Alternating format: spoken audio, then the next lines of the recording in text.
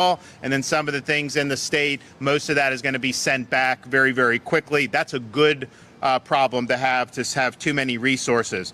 23 urban search and rescue teams with over 1,600 personnel have also been deployed. 10 swift water teams. The state and local collaborations, over 1,600 individuals have been rescued, over 140 animals from floodwaters, rubble, or other hazards. So I want to thank everybody who is doing that. You know, as soon as that storm passes, it's still hazardous, but it's at least somewhat safe. They go out and they get the job done. It's made a big difference. Florida National Guard, Florida law enforcement, state urban search and rescue teams continue to work. We still have working right now 31 rescue aircraft, 500 high-wheeled tactical vehicles, and over a dozen boats on various missions. We had Florida ambulance teams. We were talking about how we were staging all these ambulances. They assisted in the evacuation of over 200 patients from a hospital that was experiencing flooding, and then there was a lot of nursing homes and hospitals that were pre-evacuated to safety. I know I was speaking with folks from nursing homes about how much better that process has gone than in the past. Power restoration.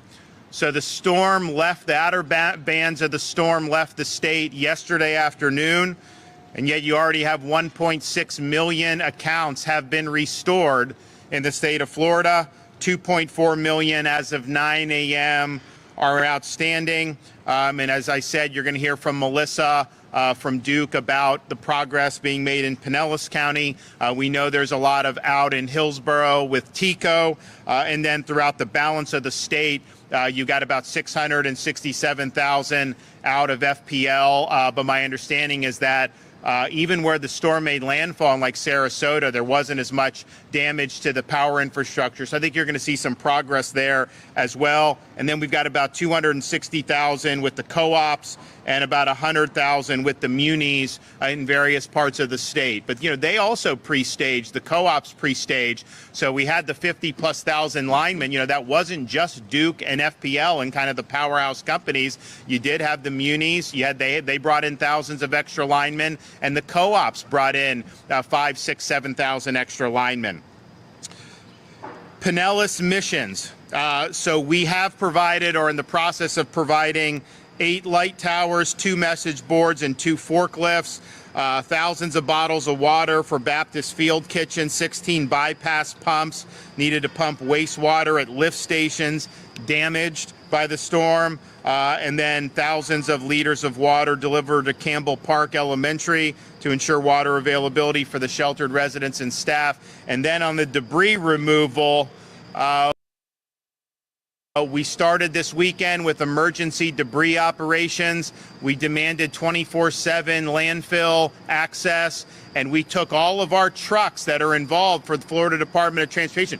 They're building roads. They're doing normal work that they're supposed to do. That was paused. All those resources were surged, mostly to Pinellas, but also to the barrier islands of Manatee and Sarasota.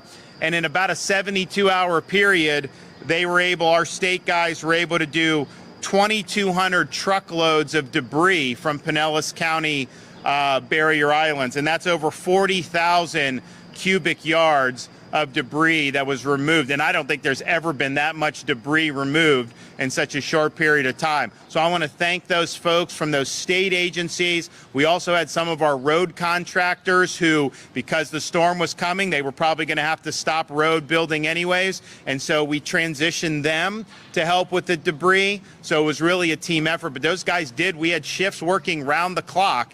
And you had in the wee hours of the morning, as Milton was expected to make landfall later that day, you still had this debris operation going. So that made a huge difference, and it definitely mitigated some of the damages. We also immediately started doing cut and toss operations as soon as it was safe. 12,000 miles of state roads have been cleared, and that's 96% complete. And in less than 12 hours, 158 bridge inspectors have conducted nearly 2,000 bridge inspections across the impacted areas. I-4, I-75, I-95, and Alligator Alley are cleared and open. Sunshine Skyway, Gandy, Howard Franklin, Courtney Campbell have been inspected, cleared, and are open. Commercial airports, Daytona, Lakeland, Melbourne, Orlando, Sanford, Palm Beach, Punta Gorda, Southwest Florida, Tampa International, and Vero Beach are all open. Sarasota, Bradenton is expected to reopen at 0600 tomorrow. And St. Pete Clearwater Airport is expected to resume today at 1600. We are helping them with pumps to send so that they're able to get up online later this afternoon. Port Tampa Bay and Seaport Manatee have reopened with some restrictions. Channel assessments are currently underway at both of them, and I know Kevin is working with the utilities and the port, particularly in Tampa, to get the power restored so that they can resume full operations. Port Canaveral and Jacksport are both open. Landslide are expected to open waterside later today. 19 school districts that were closed yesterday have reopened today. There are at least 7 other school districts opening on Monday, and I bet you will hear more districts announce reopenings for Monday, given, thankfully, I think most of them had either no or very minimal damage. For parents who want information on your school district, you can go to fldoe.org/storminfo. That's the Florida Department of Education website, fldoe.org/storminfo. Fatalities. Now, we had 5 fatalities with that tornado in St. Lucie, and that's a very tragic thing. I don't think that these are things with the tornadoes, they come. It is very hard to prepare. You got to just take cover and hope for the best. So we have had fatalities of that nature. But what we are also seeing is we're now in the period where you have fatalities that are preventable. We have had fatalities because of interaction with downed power lines and water. We are seeing hazards that are still there. So please exercise caution. Don't wade into floodwaters. Be careful with how you're using ladders. Use generators properly. Make sure it's outside your home. Don't run that generator inside. So we are now in the situation where everything has been stabilized, and so you have to make the proper decisions and just know that there are still some hazards out there. We see debris. Probably not as much debris, quite frankly, as I anticipated 48 hours ago when you were looking at what the storm was doing, but you have a lot of debris. If you have debris interacting with power lines, don't mess with it. People will come and be able to get that handled. So please exercise caution. If you need assistance with things like helping with your house, we have all the organizations that are now descending on Florida again. They're all part of the Activate Hope mission through the Division of Emergency Management in Hope, Florida. We have a 24-hour hotline, 1-833-GET-HOPE, 1-833-GET-HOPE. If you have needs, chances are we're going to have an organization, not even government, private organization that can go and help you, particularly when you're talking about maybe damage to your home or property. We've got folks that can come and help mitigate that for you. So please utilize the Hope Florida line for that. If people need temporary shelter, we still have Visit Florida's emergency accommodation modules and Expedia and Priceline available. We also have through Hope Florida, if you have shelter needs, you can call Hope Florida. And they can work with their partners to see what's available. We will have the Hope Florida bus located at the following places today. In Sarasota at New College of Florida from 12 to 5 p.m. In Lucie County, Hope bus will be at Summit Church, 19601 Ben Hill Griffin Parkway in Fort Myers from 12 to 5. Charlotte County, Murdoch Baptist Church in Port Charlotte, 12 to 5. You will have the Hope bus, and that will likely be in other counties in the ensuing days.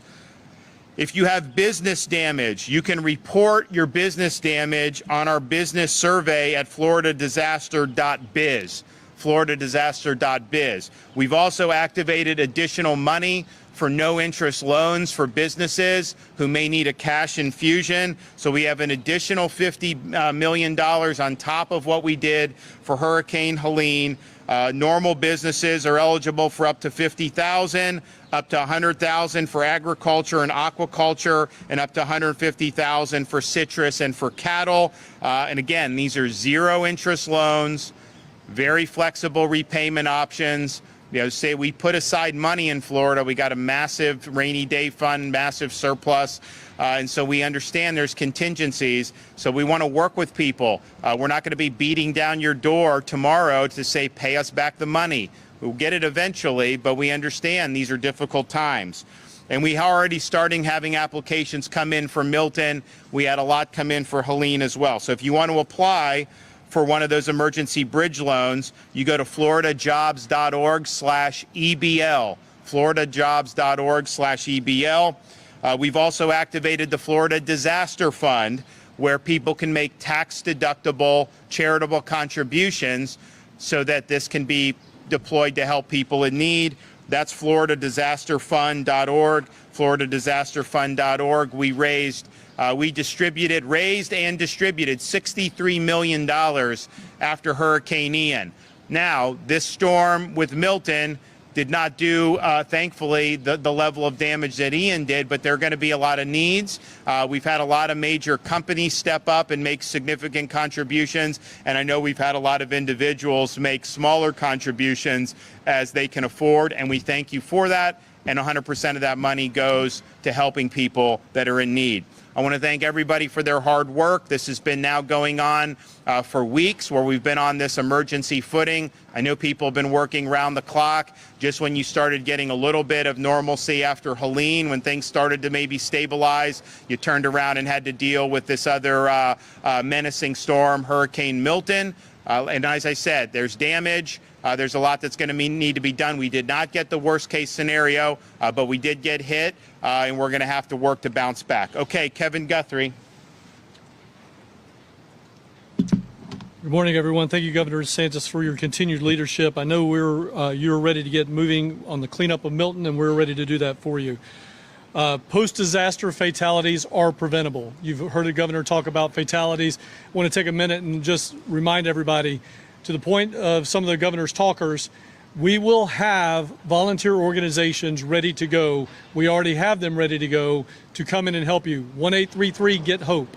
1-833-GET-HOPE. You can apply.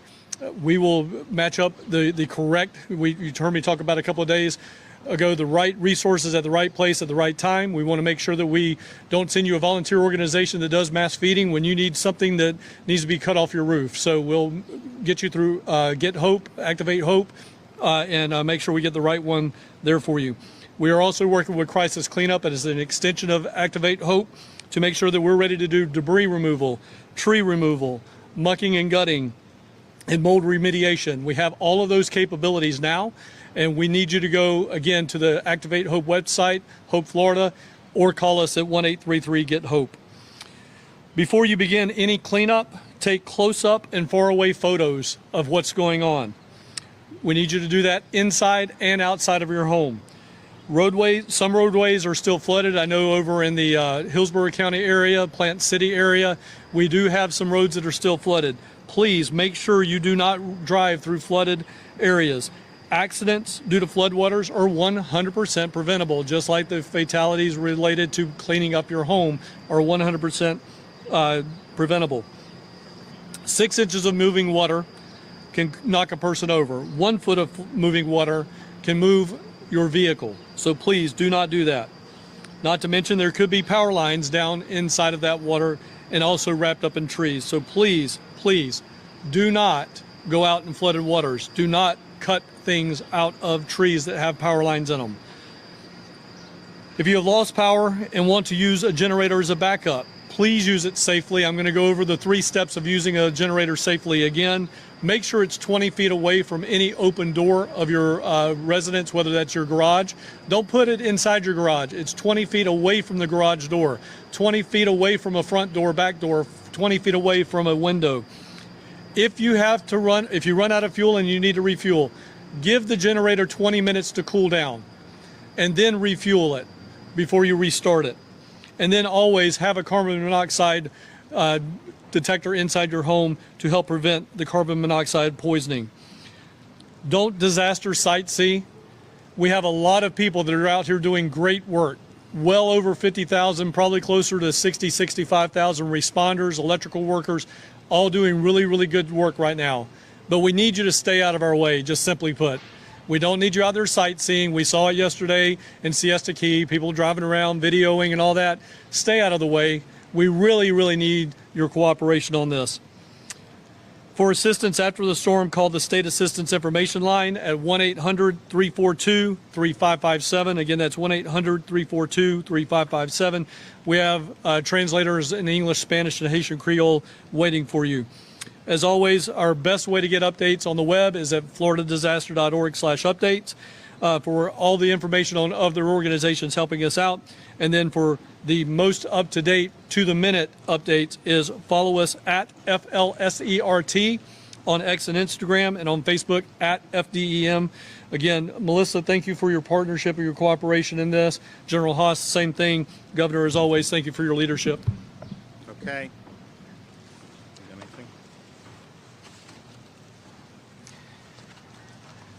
Good morning, and thank you, Governor, for your leadership, your support, and your decisive actions, enabling a broad and capable response effort. I'd also like to thank Director Guthrie and his team, as well as our fellow response teammates, for their tireless efforts in safeguarding our citizens and state. The Florida National Guard currently has 9,000 guardsmen activated, with 6,500 forward deployed, as the Governor mentioned. Our available force represents the largest National Guard response in Florida. So it's a tremendous response effort. We're currently conducting ongoing response efforts consisting of search and rescue, ground and air reconnaissance, humanitarian assistance, route clearance, and high-wheel vehicle support. And we're beginning the phased transition to response efforts, as the Governor mentioned, in coordination with our state and local partners. Our available equipment includes 31 rotary wing aircraft, over 440 tactical vehicles, including 140 high-wheel vehicles, and 5 hard-bottom boats. We're currently supporting 23 counties with 192 active missions, including point of distribution sites with 30 active pod missions. We're grateful for the support of our mobilized state-to-state National Guard partners, which included over 3,500 partners, 19 aircraft, and 20 states. As the Governor mentioned, we're transitioning to recovery operations, and we'll begin a responsible right-sizing of the force, which will mean redeploying those soldiers back to their states, and the recovery operation being largely a Florida Guard response. Governor, the National Guard is fully mobilized and stands ready to support the citizens in the state of Florida. Thank you. Melissa? Good morning, everyone.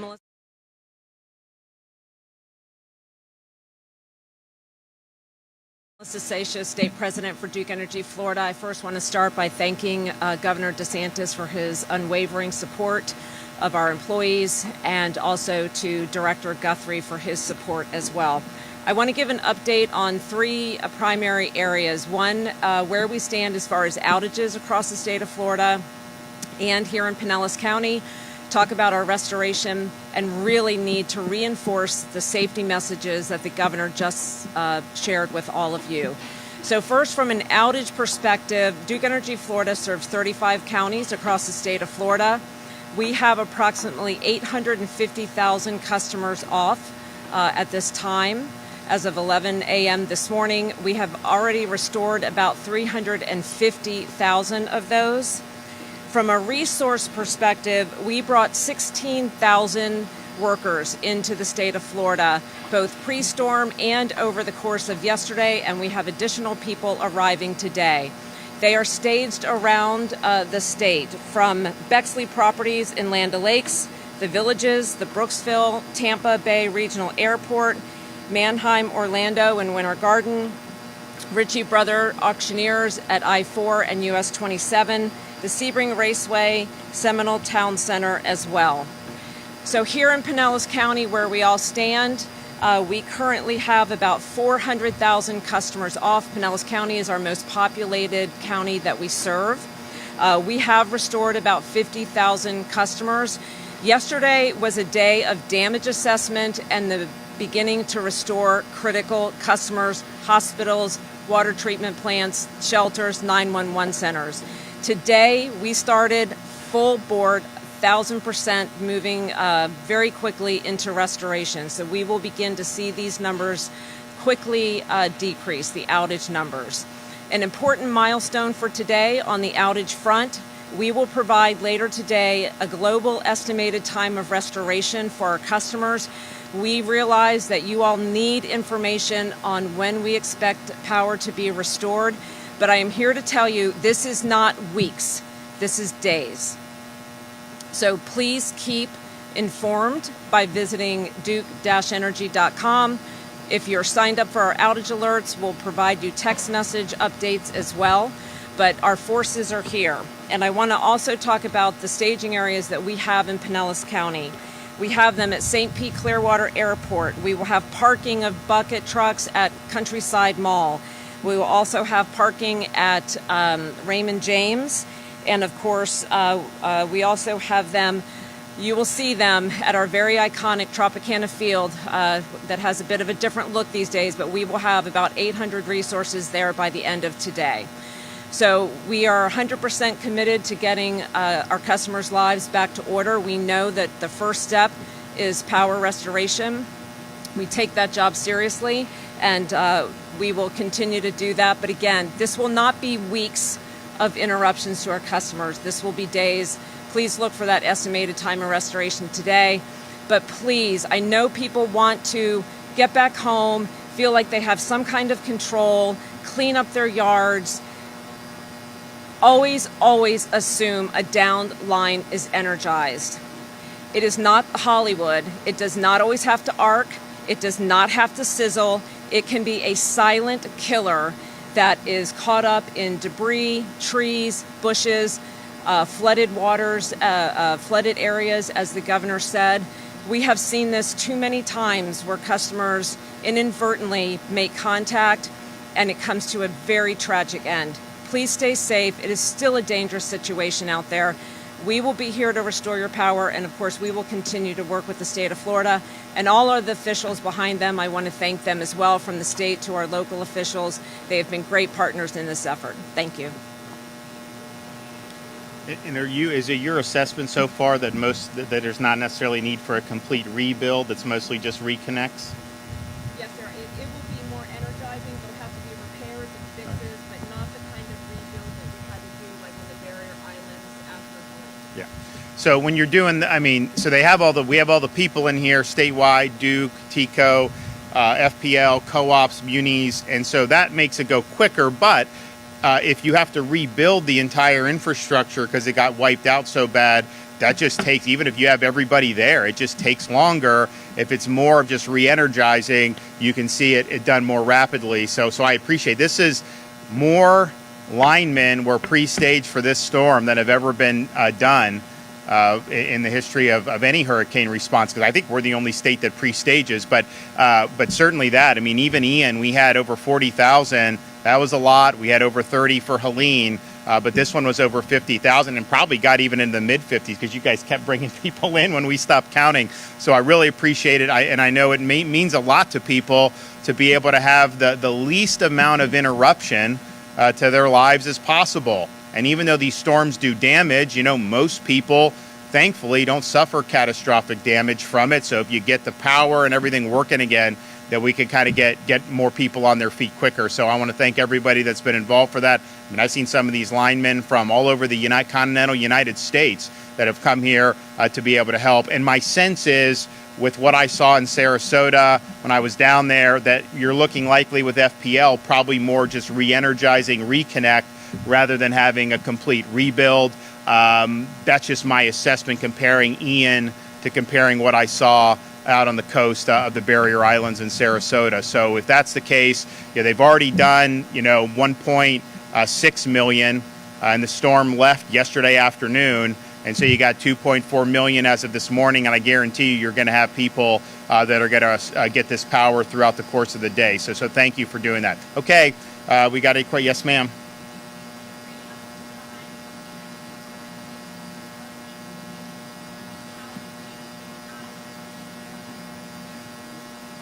Well, I mean, I think the question is, should there be more regulation or should there just be more common sense? I mean, do we have to regulate everything? I mean, I think most people take the cranes down, right? I know, Kevin, isn't that the standard practice? I don't think we've had to mandate that. Yeah, and so you have building officials, you have other people that are there. And so, you know, it's like, you know, do you have to really kind of like crack down from the state to do it? I would hope not. And I think most of the time in Florida, that is handled very appropriately. But I think it just takes a little bit of common sense. Well, you always, anytime you're doing stuff, you always have contingency plans for how you have to deal with different things. And I think, Kevin, do you want to speak to this issue? So, you know, the state of Florida, we certainly lead the way, and I think you've seen that over the last 72 hours on how we respond to disasters. But disasters are at the local level. At the end of the day, Pinellas County's got a plan. St. Pete's got a plan. We need construction workers to have a plan, and you've got to have those contingencies. I mean, it's not like this snuck out from anywhere. I mean, we had strong 7 to 10 days notice that things were heading in this direction. If you go back and look at the previous 7 days prior to landfall, it was constantly being called for, the greater Tampa Bay region. So, you know, again, to the governor's point, there's got to be a point where common sense comes into play. We cannot hold everybody's hand and do everything for them. That is not the function of government, whether it's local, county, or the state government, or even the federal government. It's not their job to do that. Again, I think there's common sense that's got to prevail. You got to have contingency plans. You live in the great state of Florida, where you know you're going to be the peninsula in the middle of the tropics here. So again, common sense has got to come in. But again, those have got to be decisions somewhat governed and overseen, if you will, at the local level by the local building official to say, hey, look, all permitted work has got to be secured. It's got to be done. We do that at the Department of Transportation under the governor's leadership. We don't leave barges out there to run into bridges. We got to have some common sense to this. Yeah. And I don't buy this idea it takes weeks to mitigate. I don't accept that at all. I mean, just think about the stuff that they said. I mean, they say the debris takes 6 months to a year, and then we got 40,000 cubic yards of debris off the Pinellas beaches just by bringing all of our people, pausing road construction, which is also very important for Florida, coming over in this rapid 72-hour, and you got rid of over 3,000 truckloads of debris. So, you know, things can be done. You just have to, you know, have the wherewithal to want to do it. Yes.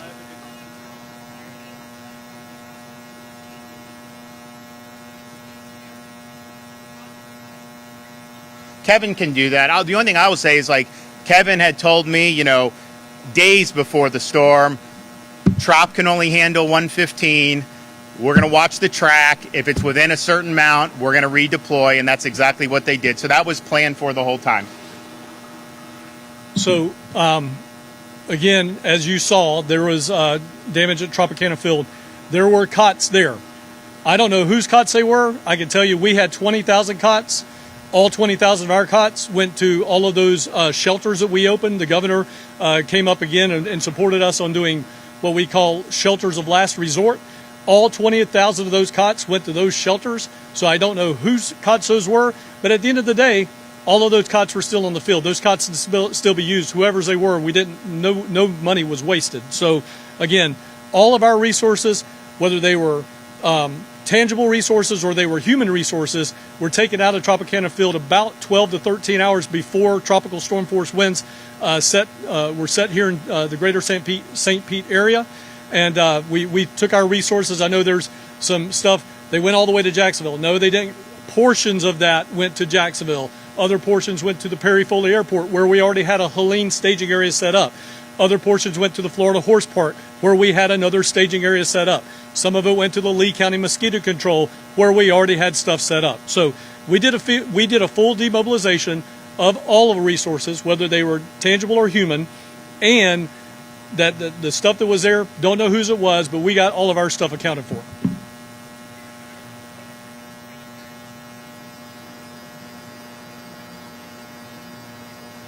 About getting the mobile travel trailers? Yeah, so that program is active, and that would apply for Helene or for Milton.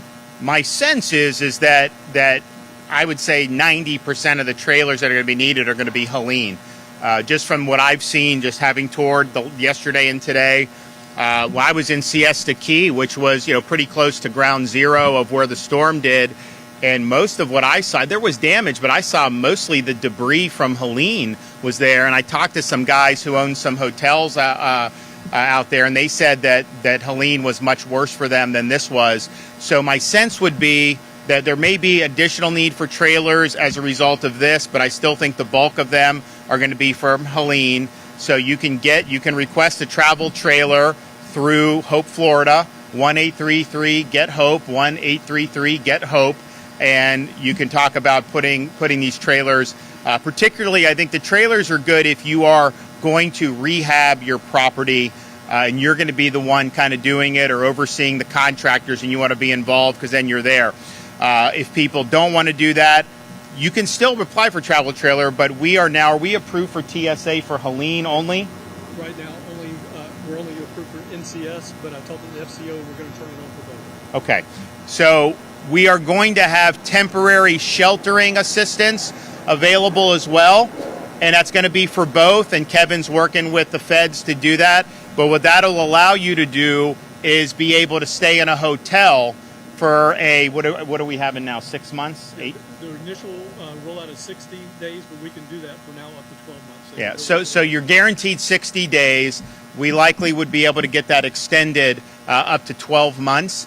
And it's an issue with there's going to be a need to do repairs. I mean, you look at like Madeira Beach, some of these places in Pinellas, you have 3-4 feet of water. You got to muck and gut that. Now you can repair that, but you also have a lot of people that are doing the same thing. So how many contractors are available?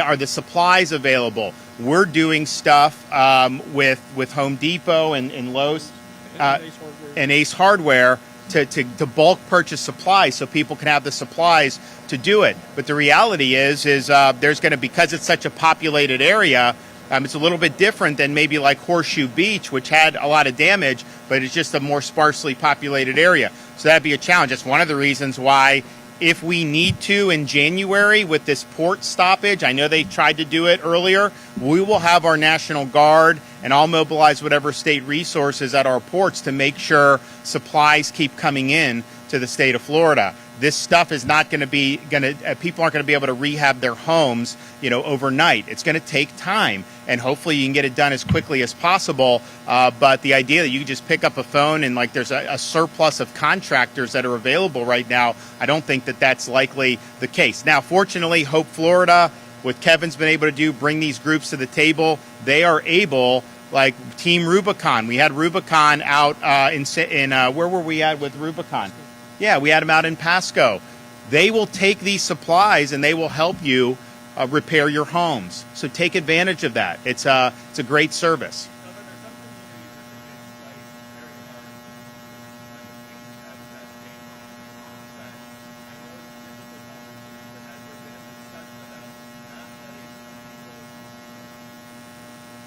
So people, their property, they have a right to do with what they want to do with it. And it is tough when you have 2 back-to-back storms, no question. But I will tell you this, keep in mind also the people in North Florida. They got hit with Idalia in 2023, and so they had damage. So they spent all this time rebuilding, and then they get hit a year later, and that wipes away. So that is really bad too. So yes, these are things that are very tough. What I see is people have a lot of resilience. I know there's people who are interested in, and when we had Hurricane Ian, people were like, oh man, and that probably was the most significant storm that we've had. I mean, Michael was stronger, but Ian was so big. I think the total damage was probably more on that. And a lot of people were saying, oh, are people going to want to live in Southwest Florida? And within 2 weeks, you had people buying up homes. I mean, people wanted to get down there. So I think that there's always going to be a demand to live in a beautiful part of the world. and maybe I took it for granted growing up around here, but you can go all across this country and not find beaches better than what you have right here in Pinellas County. The reality is people work their whole lives to be able and work hard to be able to live in environments that are really, really nice. And they have a right to make those decisions with their property as they see fit. It is not the role of government to forbid them or to force them to dispose or utilize their property in a way that they do not think is best for them. All right, love you too. All right, we'll be back, guys. Thank you. We'll see ya.